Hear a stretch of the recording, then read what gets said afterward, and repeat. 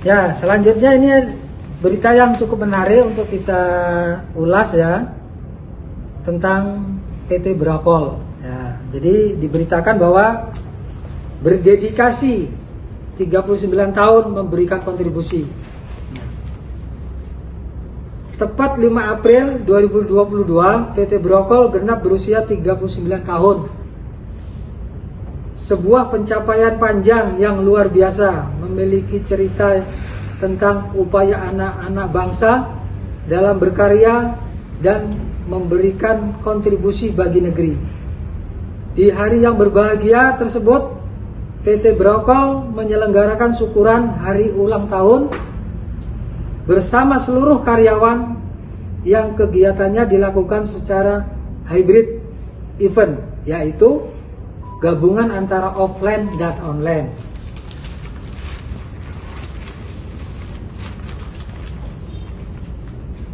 Corporate Communication Senior Manager PT Brokol Arif Hadianto mengungkapkan, dalam perayaan HUT ke-39 ini, tema yang diusung adalah transformasi, adaptasi, dan akselerasi.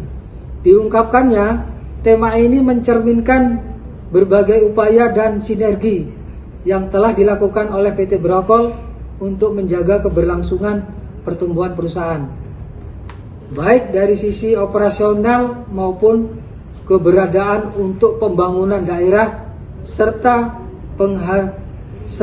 menghasilkan daya saing yang baik sehingga lebih siap menghadapi tantangan industri di masa depan yang lebih dinamis, ujarnya. Di bagian lain kemudian dikemukakan,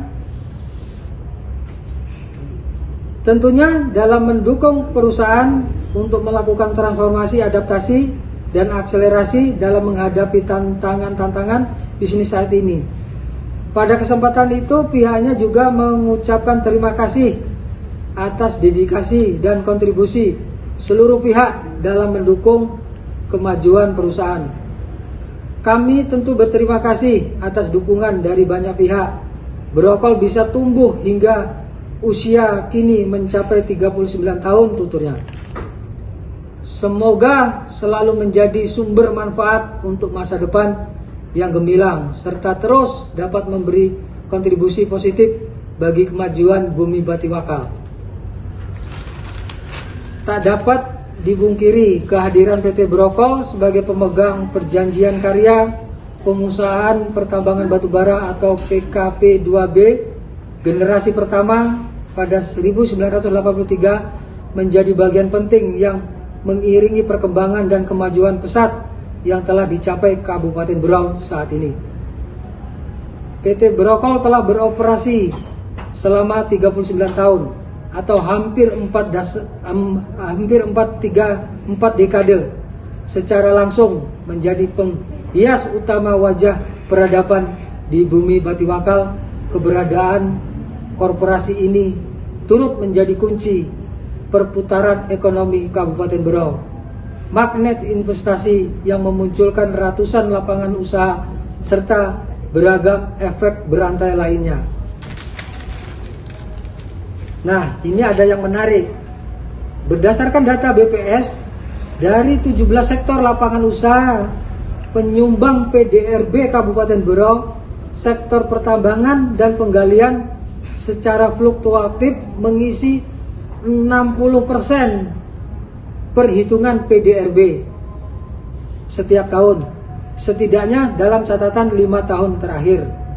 Bahkan selama pandemi COVID-19, sektor pertambangan dan perkebunan kelapa sawit tercatat menjadi penyumbang tertinggi pada ekspor neto dari data laju pertumbuhan dan nilai produk domestik regional bruto atau PDRB menurut pengeluaran.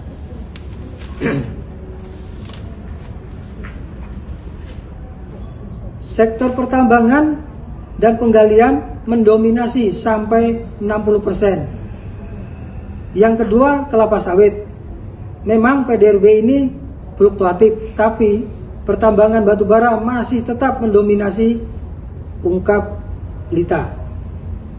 Bukti lain yang menunjukkan betapa besar peran dan kontribusi pertambangan batubara bagi pembangunan daerah Kabupaten Berau adalah fakta bahwa sekitar 80-85% anggaran pendapatan daerah dalam postur anggaran pendapatan dan belanja daerah atau APBD Berau setiap tahunnya yang bersumber dari dana perimbangan pemerintah pusat yang 55-65% adalah dana bagi hasil mineral dan batu bara. Nah, pendapatan daerah kita memang paling besar dari dana transfer pemerintah pusat, khususnya dana perimbangan pusat dari dana bagi hasil minerba, ujar Kepala Badan Pendapatan Daerah Berau, Ibu Sri Eka Takariyati.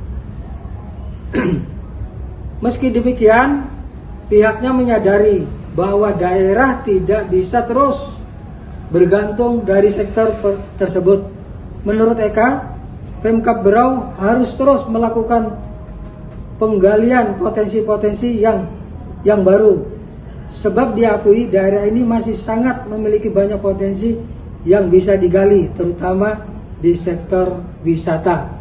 Nah, dari cerita ini kita bisa menyimak bahwa selama ini kontribusi PDRB Kabupaten Berau termasuk juga dana bagi hasil itu terbesarnya adalah dari sektor pertambangan dan penggalian. Ya. Tetapi kita tidak bisa menggantungkan dari sektor ini terus-menerus, karena bagaimanapun juga pertambangan dan penggalian itu adalah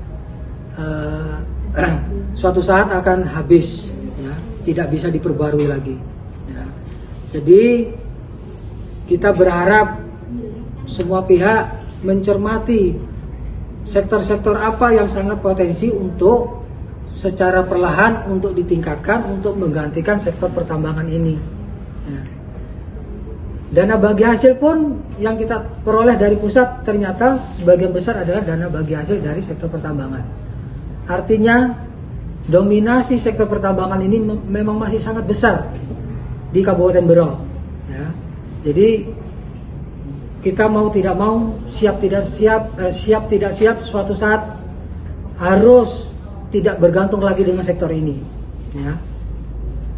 Oleh karena itu, transformasi untuk penggalian sektor-sektor yang potensi di Berau harus segera dilakukan.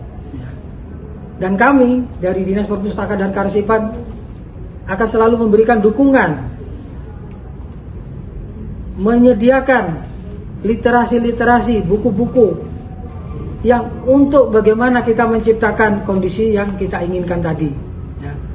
Kami berharap perpustakaan dan segala apa yang bisa kami lakukan akan memberikan kontribusi juga dalam menyongsong era yang nantinya akan kita hadapi setelah berakhirnya era batubara. Saya kira ini beberapa pesan yang ingin kami sampaikan pada kesempatan ini. Salam literasi, membaca banyak manfaatnya, literasi untuk kesejahteraan. Terima kasih. Assalamualaikum warahmatullahi wabarakatuh.